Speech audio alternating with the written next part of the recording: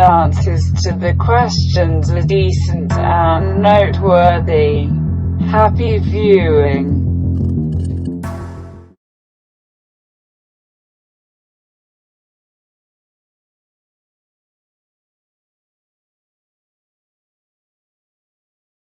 Interesting. So we have one from Chukos or Kukos, C-U-K-O-S, and it is, how did the Voyager space probe cross the edge of the heliosphere if there is a barrier? There was not a barrier up during the time that it crossed. Right. When did the barrier form and what caused that to happen? Just to review, even though we've mentioned it before. Right. That occurred, I believe, in December of this past year. 2014. 2014. And it was more than likely scheduled to happen anyway, but it occurred right after liftoff of Space Shuttle CABAL groups had fired an energy weapon at one of the spheres of our universe that was in far Earth orbit. It lit up the sphere with an Aikido principle, redirected their energy back at them and destroyed the base. And things seemed to escalate very quickly after that happened. Sure. Is there a protocol of meditation that people could follow that would help them contact extraterrestrials? Anyone can reach out with their mind. There are any number of ways to meditate, like we've talked before, even daydreaming, prayer, meditation, and all the different types of meditation themselves are getting your mind into that state. And when you broadcast your consciousness out, anyone can do it, but should you be doing it is the question that they should be asking. There are a lot of different beings that are sitting there waiting for people to reach out with their minds, to make contact with them. And most of them are deceptive. They have the ability to make you feel totally blissed out, make you feel love and light. They can manipulate your body to feel all kinds of things, and they can download all kinds of complicated, interesting information that is not necessarily accurate. Well, Jacob, the other space program insider, told me that there was a particular extraterrestrial group from Alpha Centauri that they were calling the Centaurians, and that some kind of treaty had taken place where these Centaurians, who look essentially like people from Spain but albino, and they're very ripped, with kind of light-colored hair and very pale skin, were being allowed to start to mingle into our society.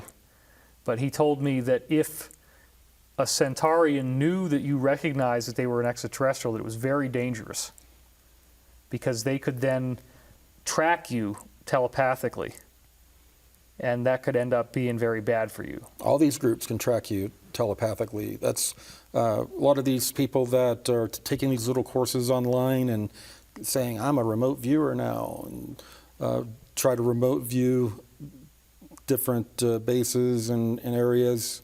They have people that are remote influencers that have technology enhancing them, working as groups that protect those places, and they can track you right back to your home, right back to your bed, and they can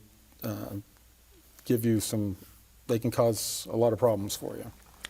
Are there CABAL honey traps online where they try to find people who are starting to wake up and lure them into something? Yes. How does that work? Some of the places where you go to take personality tests, they trick you into taking tests that will tell more about yourself. Some of these dating sites kind of things that ask a whole lot of questions about you, they're all profiling you. Even some of these sites where you're doing study on your heritage information, there's a lot of these. Or the alleged IQ test. Yeah, and the IQ, all these types of tests.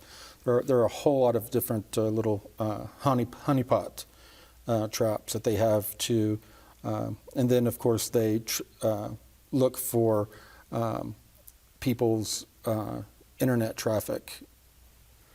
Will they be trolling forums like Above Top Secret and UFO, that kind of stuff, looking for people there? Well, absolutely. And we'll talk at some point in length about how when I was working, I helped set up a data center with virtualized computers set up all over the world, where people would sit at desks with 6 monitors and pretend to be up to like a dozen different people, going into forums and different sites, arguing with themselves with IP addresses from different parts of the world, stirring up problems, finding people that were putting out information they didn't like, and attacking them and discrediting them and that kind of thing. Let's end this on a positive note.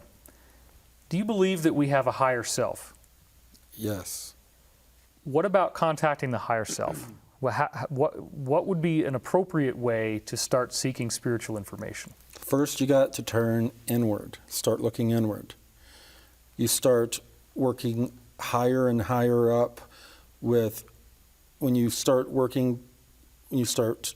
meditating more, looking inward more at the bad things about yourself. You start trying to not only forgive yourself for those things and change them, forgive others. There's energy that's released, and you begin to expand, and you begin to work higher and higher and higher up the higher self, until self falls out of the equation and you just reach higher. And that's how you eventually, I believe, reach back to what people call source. Very cool. Well, that's all the time we have for this episode. So we'll see you in future episodes of Cosmic Disclosure. I'm your host, David Wilcock, and I thank you for watching. The following issues will talk about the light body and preparation for ascension. Subscribe to the channel. And don't miss out on new releases. Take care of yourself.